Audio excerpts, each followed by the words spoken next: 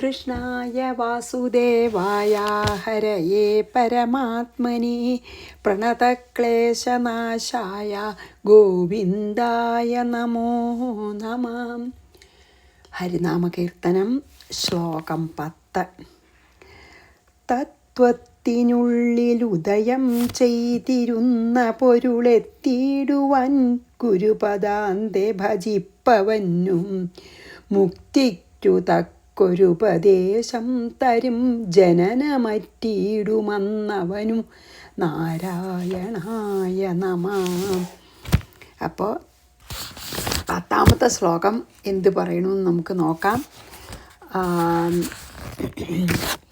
തത്വം എന്നുള്ളതാണ് തുടങ്ങുന്നത്. അതായത് തത്വത്തിൻ ഉള്ളിൽ നിന്ന്, അതായത് ഇനി പറയാൻ പോണുണ്ട് 25ാമത്തെ ശ്ലോകത്തിൽ എത്ര തരം തത്വങ്ങളൊക്കെ ഉണ്ടെന്നൊക്കെ പറയണ്ടേ. അപ്പോൾ അതായത് 96 തരം തത്വം, അതിൽ ഭാഗവതത്തിൽ ശരിക്ക് 26 തത്വം, 18 തത്വം, 12 തത്വം, 14 തത്വം, 38 അങ്ങനെ പല പല നമ്പറും പറയണ്ടേ. അപ്പോൾ ആക്ച്വലി 11ാം സ്കന്ധത്തിൽ ഉദ്ധവൻ ചോദിക്കുന്നുണ്ട്, എന്താ അങ്ങനെ ഓരോ ജ്ഞാനികൾ അല്ലെങ്കിൽ ഓരോ മുനിമാരൊക്കെ ഓരോ സംഖ്യയാണല്ലോ, ഇത്ര തത്വങ്ങളുണ്ടെന്ന് വേറെ വേറെ സംഖ്യയാണല്ലോ പറയണത്. അപ്പോൾ ഭഗവാൻ തന്നെ പറയുന്നുണ്ട്, ഓരോരുത്തരുടെയും ഭേദഭാവന അനുസരിച്ചിട്ട് അവരുടെ സങ്കല്പത്തിലാണ് അവർ പറയണത് എന്ന് ഭഗവാൻ തന്നെ പറയുന്നുണ്ട്. അത് മാത്രം നോക്കിയിട്ട് കാര്യമില്ല എന്ന് പറയുന്നുണ്ട്. അതാണ് ഈ തത്വത്തിനുള്ളിൽ പറയാൻ കാരണം. അതായത് ഇനി പറയാൻ പോണ മാക്സിമം 96 തത്വമാണ് പറഞ്ഞത്. ചിലർ 96 തത്വം ഉണ്ടെന്ന് പറയും. അതായത് ഉദാഹരണമായിട്ട് പഞ്ചേന്ദ്രിയങ്ങൾ, 10 ഇന്ദ്രിയങ്ങൾ, 5 ജ്ഞാനേന്ദ്രിയം, 5 കർമ്മേന്ദ്രിയം, പഞ്ചപ്രാണൻ, പിന്നെ അന്ധക്കരണം, അങ്ങനെ. അപ്പോൾ അങ്ങനെ 5, 5, 10, 15, 19 അങ്ങനെ കൂട്ടിയിട്ട് പലതും കണക്കിലെടുത്തിട്ട് 96 തത്വം വരെ പറഞ്ഞിട്ടുണ്ട്. അപ്പോൾ തത്വത്തിനുള്ളിൽ നിന്നുള്ളതുകൊണ്ട് എന്താ പറയണ വെച്ചാൽ ഇനി പറയാൻ പോണ ഈ 96 തത്വങ്ങളുടെ അതൊക്കെ ജഡമായ തത്വങ്ങളാണ്. എന്തുകൊണ്ടാണ് ജഡമായ തത്വം എന്ന് പറഞ്ഞാൽ വെച്ചാൽ അതൊക്കെ ജഡമായ പ്രപഞ്ചത്തിനെ പറ്റി പറയുന്നതാണ്. ഈ തത്വങ്ങളുടെ ഉള്ളിലും ഈ ദൃശ്യപ്രപഞ്ചത്തിൻ്റെ ഉള്ളിലും ഒക്കെ നിൽക്കണ ആ എല്ലാറ്റിനെയും പ്രകാശിപ്പിച്ച് നിൽക്കുന്ന പരബ്രഹ്മത്തിനെ പറ്റി അല്ല പറയണം. ഈ തത്വങ്ങളൊക്കെ ഈ ജഡമായ പ്രപഞ്ചത്തിനെ പറ്റി പറയുകയാണ്. അതായത് ഇന്ദ്രിയങ്ങൾ ഒക്കെ അങ്ങനെയാണല്ലോ, പഞ്ചഭൂതങ്ങൾ, പഞ്ചതന്മാത്രകൾ, അതൊക്കെ. അപ്പോൾ ഇതൊക്കെ ശരിക്കും പറയാച്ചാൽ തത്വങ്ങളൊക്കെ ജഡതത്വമാണ്. കാരണം ജഡമായ പ്രപഞ്ചത്തിനെ പറ്റി പറയണതാണ്. അതിൻ്റെ ഉള്ളിൽ ഇവയാൽ മറയ്ക്കപ്പെട്ട, അതാണ് തത്വത്തിനുള്ളിൽ, നമുക്ക് കാണില്ല എന്ന് മാത്രം. തത്വത്തിൻ്റെയും ഉള്ളിൽ ഉദയം ചെയ്തിരുന്ന പൊരുൾ, ഉദിച്ച് പ്രകാശിച്ചിരുന്ന സത്യം. അതായത് ഈ ഇത് ഉപയോഗിച്ചിട്ടുണ്ടല്ലോ, ഉദയം ചെയ്തിരുന്ന പാസ്റ്റ് ടെൻസാണ് ഉപയോഗിച്ചിട്ടുണ്ട്, ഭൂതകാല ഉപയോഗിച്ചിട്ടുണ്ട് അല്ലേ. ചെയ്യുന്ന എന്നല്ല, എഴുത്തച്ഛൻ ഉപയോഗിച്ച വാക്ക് ഉദയം ചെയ്തിരുന്നതാണ്. അതായത് പാസ്റ്റ് ടെൻസ്. എന്താ കാരണം വെച്ചാൽ ഇപ്പോൾ ഉദയം ചെയ്തത് എന്നുള്ളതാണ്. ഈ തത്വങ്ങളൊക്കെ ഉണ്ടാവണതിൻ്റെ മുമ്പേയും ആ പൊരുളുണ്ട്.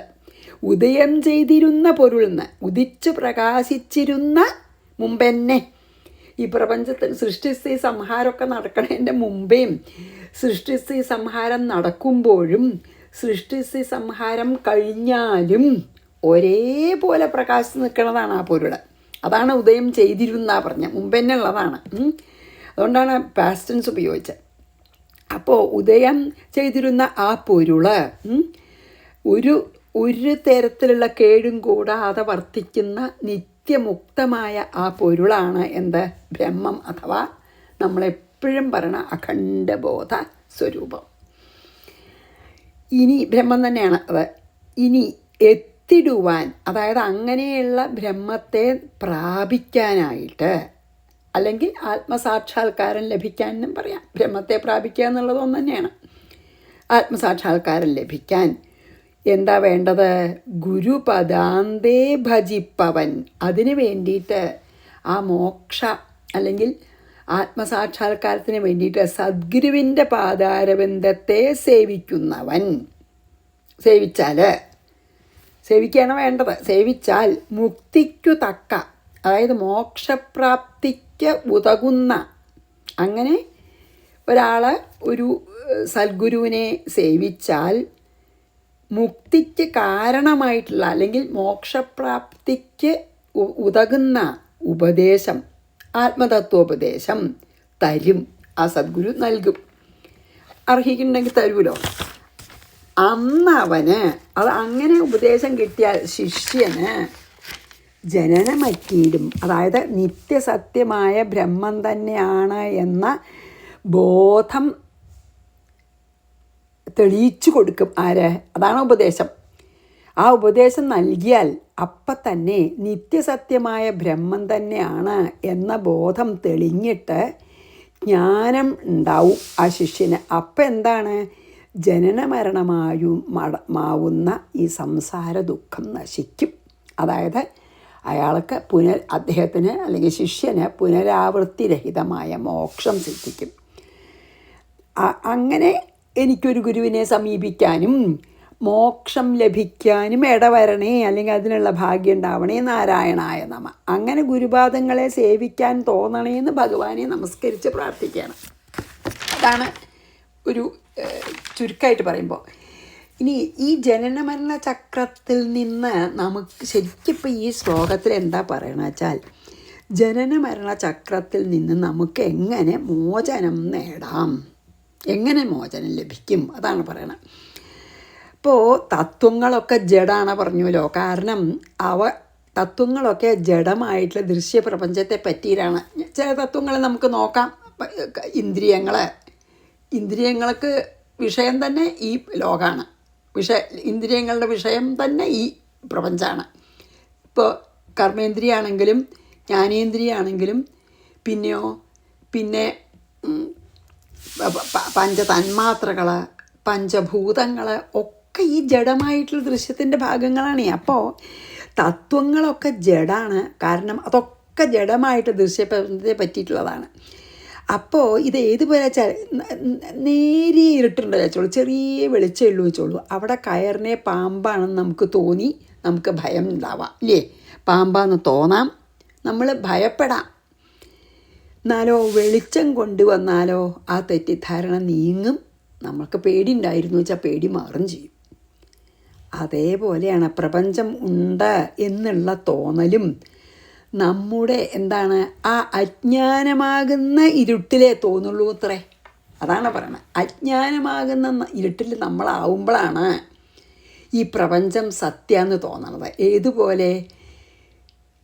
ഇരുട്ടത്തെ കയറ് കടന്നാൽ പാമ്പാണെന്ന് തെറ്റിദ്ധരിക്കുന്ന പോലെ അജ്ഞാനമാകുന്ന ഇരുട്ടിൽ നീന്തുന്ന നമുക്കാണ് ഈ പ്രപഞ്ചം തെറ്റാണ്, പ്രപഞ്ചം ഉള്ളതാണെന്നുള്ള തെറ്റിദ്ധാരണ വരണതാണ്. ആ സത്യം അന്വേഷിച്ചാൽ കണ്ടെത്തും.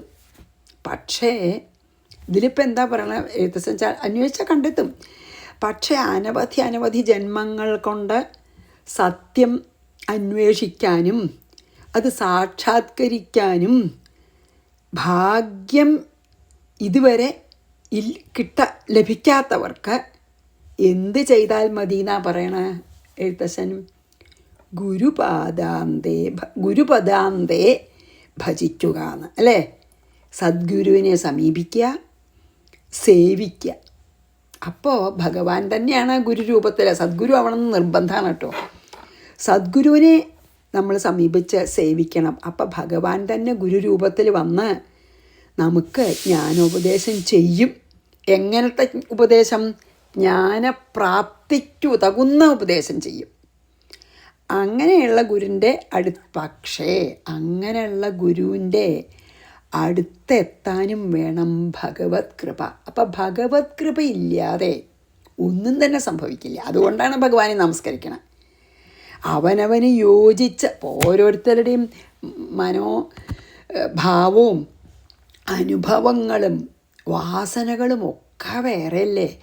അപ്പോൾ ഓരോരുത്തർക്കും അവനോന് യോജിച്ച തരത്തിലുള്ള ഒരു ഗുരുവിൻ്റെ സമീപത്ത് എത്തണം വെച്ചാൽ ഈശ്വര കൃപ തന്നെ വേണം, അല്ലേ? എന്നാൽ തന്നെ പറ്റുള്ളൂ. അതാണ് പറയണത്. ഇതിന് അതായത് ഇതുവരെ ജന്മങ്ങൾ കൊണ്ട് നമുക്ക് സത്യം ആരാഞ്ഞ് സാക്ഷാത്കരിക്കാൻ ഭാഗ്യം കിട്ടാത്തവർക്ക് ഗുരുവിൻ്റെ അടുത്ത് പോയാൽ മതി പറഞ്ഞു.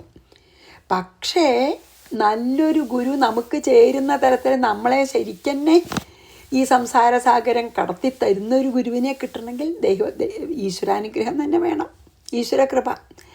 അങ്ങനെ എത്തിപ്പെട്ടു എന്ന് വിചാരിക്കുക. എന്നിട്ട് ഗുരുവിനെ ഭക്തിപൂർവം സേവിച്ചാൽ ആ ഗുരു വളരെ വാത്സല്യത്തോടെ ഭഗവാനെ പോലെ തന്നെ മോക്ഷപ്രാപ്തിക്ക് ഉതകുന്ന ഒരു ഉപദേശം നമുക്ക് ഗുരു നൽകും. ആ ഉപദേശം അനുസരിച്ച് നമ്മൾ ഉപാസനകളൊക്കെ ചെയ്ത് നമുക്ക് ഈ ജനന മരണ ചക്രത്തിൽ നിന്ന് കരകയറാം. അതായത് അങ്ങനെ ഇനി അതും പറയുന്നുണ്ടല്ലോ ഭാഗവതത്തിലൊക്കെ, ഒരു പ്രത്യക്ഷ ഗുരു ഫിസിക്കൽ ഗുരു, ഒരു പ്രത്യക്ഷ ഗുരു ഇല്ലാതെ പറ്റില്ലേ എന്ന ചോദ്യം നമുക്കിപ്പോൾ ഈ സമയത്ത് ഉണ്ടാവാം. പറ്റും. ഭക്തിമാർഗത്തിലൂടെ അണച്ചാൽ ഒരാപത്തും വരില്ല. ഇപ്പം ഈ അതായത് യോഗമാർഗങ്ങൾ കൂടെയൊക്കെ ആണെങ്കിൽ ശരിക്കും നല്ലൊരു ഗുരു അല്ലെങ്കിൽ ചിലപ്പോൾ നമുക്ക് ആപത്തുകളൊക്കെ വരാം. തെറ്റായ രീതിയിൽ പ്രാണായാമം ചെയ്യുക, തെറ്റായ രീതിയിൽ യോഗാഭ്യാസങ്ങൾ ചെയ്യുക. അത് നല്ലൊരു ഗുരുവിന് ശരിക്കും അറിയണ ഒരു ഗുരു അല്ലാതെ പറഞ്ഞു തന്നാൽ ചിലപ്പോൾ നമുക്ക് ആപത്തുണ്ടാവുക തന്നെ ചെയ്യാം. പക്ഷേ ഭക്തിമാർഗത്തിലൂടെ ആണെങ്കിൽ ഒരു ആപത്തൊന്നുമില്ല. എത്രത്തോളം എത്താൻ പറ്റുന്നുള്ളത് ഭക്തിയുടെ തീവ്രത അനുസരിച്ചിരിക്കുന്നു മാത്രം. ഭക്തിമാർഗത്തിൽ കണ്ണടച്ചോടാമെന്ന് നമ്മൾ ഭാഗവതത്തിൽ വായിച്ചുല്ലോ, ആപത്തില്ലയെന്ന്. കാരണം ഭക്തിമാർഗത്തിൽ എന്താ വെച്ചാൽ ഭഗവാനോട് നമ്മൾ ശരണാഗതി അടഞ്ഞും കൊണ്ടാണ് ഓടണതേ.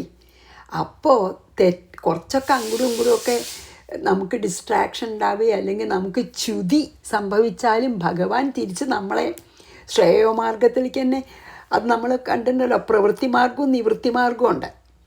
അപ്പോൾ ഭക്തരെ പ്രവൃത്തി മാർഗത്തിലേക്ക് കുറച്ച് ദിവസമൊക്കെ മാറിപ്പോയാലും ഭഗവാൻ നിവൃത്തി മാർഗത്തിലേക്ക്, അതായത് ശ്രേയോമാർഗത്തിലേക്ക് തന്നെ കൊണ്ടുവരും. അത് പ്രത്യേകം ഗുരു ഇല്ലാണ്ട് പറ്റില്ലേ ചോദിച്ചാൽ പറ്റും. ഭക്തിമാർഗത്തിലൂടെ ആണെങ്കിൽ പതുക്കെ അണച്ചാലും ആപത്തില്ല. ഭഗവാനെ തന്നെ ഗുരുവാക്കി ഭഗവത് കഥകളൊക്കെ എപ്പോഴും കേട്ടും വായിച്ചും പറഞ്ഞും ഭക്തി വർദ്ധിപ്പിച്ച് നമുക്ക് സത്യം കണ്ടെത്താൻ കഴിയും. അങ്ങനെയുള്ളവരുണ്ട്. പിന്നെ നമ്മൾ ഗുരുവിനെ സമീപിക്കുകയാണെങ്കിൽ ഒരു പ്രധാന കാര്യം എന്താ വെച്ചാൽ ശരിക്കും ബ്രഹ്മജ്ഞാനിയായിട്ടുള്ള ഗുരുവിൻ്റെ അനുഗ്രഹം വേണം.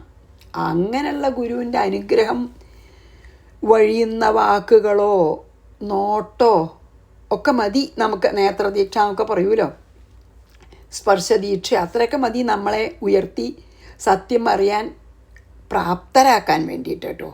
ചിലപ്പോൾ അവരുടെ സാന്നിധ്യം പോലും നമുക്ക് ഈ പറഞ്ഞ പൊരുൾ തെളിഞ്ഞ് പ്രകാശിക്കാൻ സഹായിക്കും. അങ്ങനെ ഒരു ഗുരുവിനെ സേവിക്കാൻ എന്നെ അനുഗ്രഹിക്കണമേ എന്നാണ് ശരിക്കും പറയാച്ചാൽ ഈ അവസാനം നാരായണ അത് പറഞ്ഞിട്ടാണ് ഹരിനാരായണനെ നമസ്കരിക്കണതേ. അപ്പോൾ വളരെ പ്രധാനമാണ് ഗുരുവിനെ തിരഞ്ഞെടുക്കുകയാണെന്ന് വെച്ചാൽ ഗുരു എങ്ങനെയുള്ള ആളാണെന്നുള്ളത്. ബ്രഹ്മജ്ഞാനി തന്നെ ആവണം. അല്ലാതെ നമ്മളെ പകുതിക്ക് വെച്ച് ഇട്ട് പോവൂ. അതായത് അത്ര ബ്രഹ്മജ്ഞാനം ഇല്ലാത്ത ആളാണെങ്കിൽ നമ്മളെ അങ്ങേയറ്റം വരെ എത്തിക്കാൻ സാധിക്കില്ല. അപ്പോൾ ഭാഗവതത്തിൽ പറയും പാഖണ്ഡന്മാർ ധാരാളം ഉണ്ട്. അപ്പോൾ കപട ഗുരുവാണോ ശരിക്കുള്ള ഗുരുവാണോ നല്ലോണം അറിഞ്ഞിട്ട്, ഇനി അത് അറിയാൻ നിവൃത്തിയില്ല എന്ന് തോന്നുക വെച്ചാൽ ഭഗവാനെ തന്നെ ഗുരുവാക്കി സങ്കല്പിച്ച് മുന്നേറിയാലും യാതൊരു വിരോധവും ഇല്ല എന്ന് പറയുന്നുണ്ട്. അപ്പോൾ ഒരു ഗുരുവിൻ്റെ ഉപദേശം എടുക്കണമെങ്കിൽ യാതൊരു വിരോധവും ഇല്ല. അത് ബ്രഹ്മനിഷ്ഠനായിട്ടുള്ള ഗുരു വേണമെന്നുള്ളത് നിർബന്ധമാണ്. അതാണൊന്ന്. പിന്നെ 25ാം ശ്ലോകത്തെ തത്വങ്ങളുടെ എണ്ണമൊക്കെ പറയുന്നുണ്ട്. അതാണ് ഞാൻ പറഞ്ഞത്. അപ്പോൾ ഉദ്ധവൻ ചോദിക്കും എന്താ ഓരോരുത്തരും ഓരോ എണ്ണം പറയണമെന്ന്. അപ്പോൾ ഭഗവാൻ പറയും ഓരോരുത്തരും ഭേദബുദ്ധിയോടെ എങ്ങനെ കാണുമോ അതുപോലെ എണ്ണത്തിലും ഒക്കെ വ്യത്യാസം വരും. എന്ന് ഭഗവാൻ തന്നെ അന്ന് പറഞ്ഞിരുന്നു. അപ്പോൾ തത്വങ്ങളുടെ എണ്ണത്തിനെ പറ്റിയൊന്നും നമ്മൾ അത്രയധികം ബോധേഡാവണ്ട. എന്താ ഇയാൾ ഇങ്ങനെ പറഞ്ഞാൽ എന്താ അതൊന്നും നോക്കണ്ടെന്നാണ്. ശരിക്കുള്ള പൊരുളിന് എന്താണ് ഈ മായ? നമ്മളിതിനു മുമ്പും പറഞ്ഞു, മായയ്ക്ക് രണ്ട് ശക്തി ഉണ്ട്.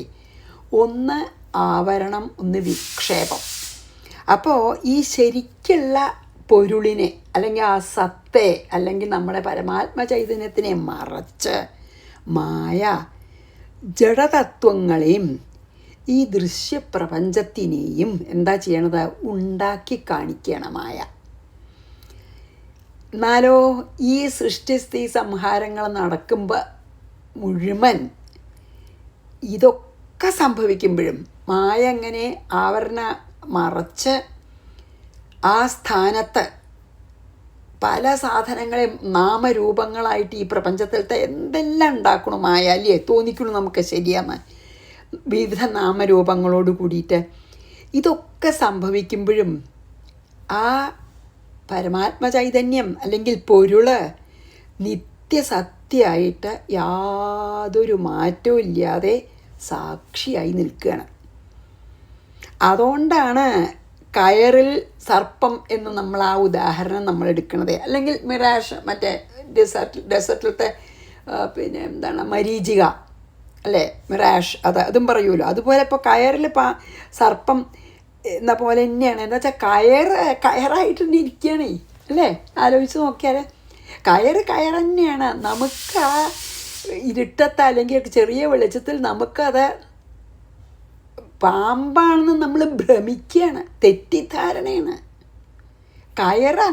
നമ്മൾ ആ തെറ്റിദ്ധരിക്കുമ്പോഴും നമ്മൾ ഭയക്കുമ്പോഴും ഭയം നോടുമ്പോഴും ഒക്കെ കയറായിട്ട് തന്നെ ഇരിക്കണം.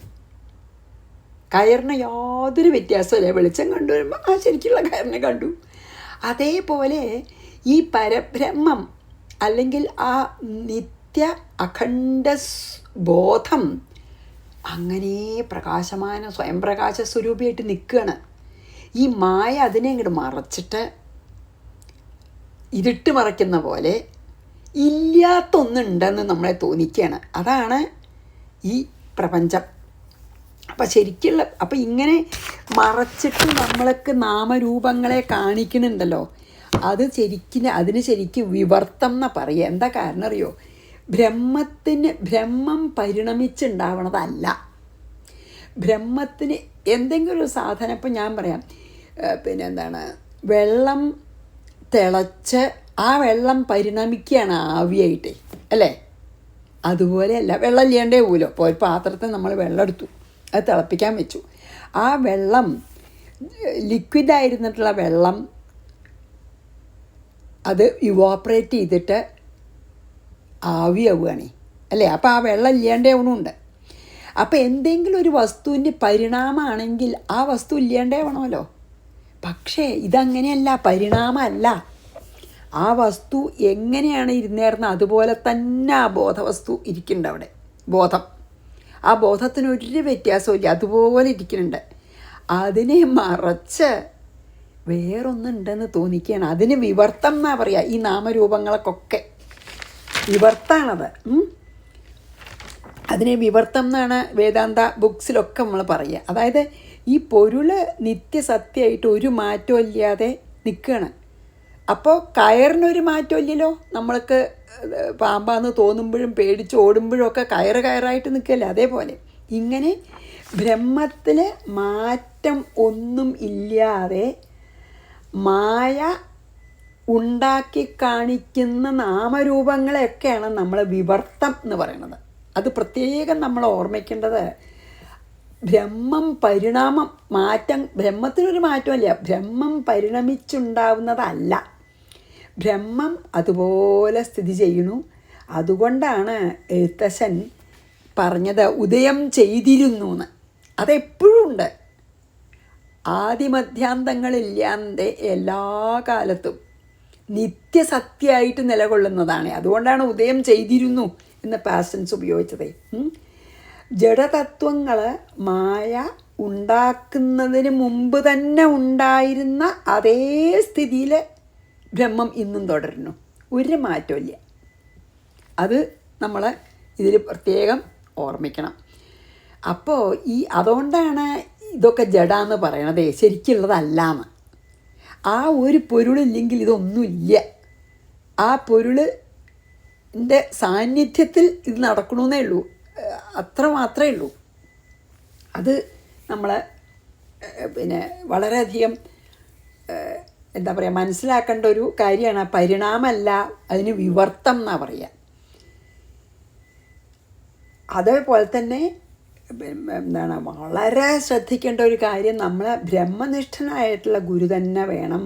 എന്നാൽ അർഹിക്കുന്ന ശിഷ്യനാണെങ്കിൽ സത്യം, അല്ലെങ്കിൽ അർഹത വരണ സമയത്ത്, എപ്പോഴാണ് അർഹത ശിഷ്യനുണ്ടാവണമെന്ന് വെച്ചാൽ ആ സമയത്ത് ബ്രഹ്മനിഷ്ഠനായിട്ടുള്ള ഗുരു സത്യം ബോധ്യപ്പെടുത്തി കൊടുക്കും. അങ്ങനെ സത്യം തെളിയുമ്പോൾ ജനന മരണങ്ങളില്ലാത്ത നിത്യ സത്യമായ ബോധസ്വരൂപം തന്നെയാണ് ഞാൻ. എനിക്ക് ഈ ജനനമരണങ്ങളൊന്നുമില്ല, അതൊക്കെ ഈ ശരീരത്തിനേ ഉള്ളൂ. ഞാൻ എന്ന് പറഞ്ഞാൽ ഈ ശരീരമല്ല. അങ്ങനെ സത്യം ഗുരു തെളിയിച്ചു കൊടുക്കുമ്പോഴാണ് ജനനമരണങ്ങളൊന്നുമില്ലാത്ത നിത്യസത്യമായിട്ടുള്ള ബോധസ്വരൂപം, അഥവാ ആ പരമാത്മ ചൈതന്യം തന്നെയാണ് ഞാൻ എന്ന സത്യം ശിഷ്യൻ്റെ ഉള്ളിൽ തെളിയും. പിന്നെ അങ്ങനെ തെളിഞ്ഞു കഴിഞ്ഞാൽ പിന്നെ ജനന മരണങ്ങളില്ല. അതുകൊണ്ടാണ് എഴുത്തച്ഛൻ ജനനം അറ്റവൻ എന്ന് പറഞ്ഞത്. അതായത് പിന്നെ ജനനവും മരണവും ഒന്നുമില്ല. ജനനം അറ്റു എന്ന് പറഞ്ഞാൽ എന്താ? ജന്മത്തിൻ്റെ അവസാനമായി, ജനനം ഇല്ല, ഇനി ജനിക്കേ വേണ്ട, അല്ലേ? അതാണ് അങ്ങനെ പറയാൻ കാരണം. പക്ഷേ ആ നല്ലൊരു ബ്രഹ്മനിഷ്ഠനായിട്ടുള്ള ഗുരു അത് ബോധ്യപ്പെടുത്തുമ്പോഴാണ് ഞാൻ ആ പരമാത്മാ ചൈതന്യം തന്നെയാണെന്ന് ബോധ്യമാവണത്. അങ്ങനെ സത്യം തെളിഞ്ഞാൽ പിന്നെ പുനരാവർത്തനരഹിതമായിട്ടുള്ള മോക്ഷമായി, ഒരിക്കലും തിരിച്ചു വരണ്ട. പിന്നെ ഇതിൽ ബാലകൃഷ്ണൻ നായർ സാറിന് പറയുന്നുണ്ട്, അതായത് ഗുരു പറഞ്ഞു വെച്ചാൽ, ഇപ്പോൾ ചിന്താമണി എന്ന് പറഞ്ഞിട്ടൊരു കല്ലുണ്ട്. അത് നമ്മൾ എന്താ പറയുക, ഈ വില്ലുമംഗലത്തിൻ്റെ ഇതിലും ആ കഥ വരുന്നുണ്ട് കേട്ടോ. ഇങ്ങനെ അതിൽ മെൻഷൻ ചെയ്തിട്ടുണ്ട്. ചിന്താമണി അല്ലെങ്കിൽ എന്താ സ്പർശമണി എന്ന് പറഞ്ഞൊരു കല്ലുണ്ട്. ആ കല്ല് എങ്ങനെയാണെന്ന് വെച്ചാൽ, വേറൊരു കല്ലിനെ സ്പർശിച്ചാൽ അതും ചിന്താമണിയെപ്പോലെ തിളങ്ങും. ചിന്താമണിയാവില്ല. ആ കല്ലിന് വേറൊരു കല്ലിനെ സ്പർശിച്ചാൽ ആക്കാൻ പറ്റില്ല. പക്ഷേ ചിന്താമണി അല്ലെങ്കിൽ സ്പർശമണി ഏതിനെങ്കിലും സ്പർശിച്ചാൽ അതിന് നല്ല പ്രകാശം വരും. പക്ഷെ ചിന്താമണിയാവില്ല. എന്നാൽ നല്ലൊരു ഗുരു അങ്ങനെയല്ല. ഗുരു ഒരു ശിഷ്യനെ ഗുരുവിനെ തുല്യാക്കും. ചിന്താമണി തുല്യാക്കില്ല, പ്രകാശിപ്പിക്കും. പക്ഷേ ചിന്താമണിയുടെ പോലെ വേറൊന്നിനെ അത് തൊടിയിച്ചാൽ അതിനുണ്ടാവില്ല.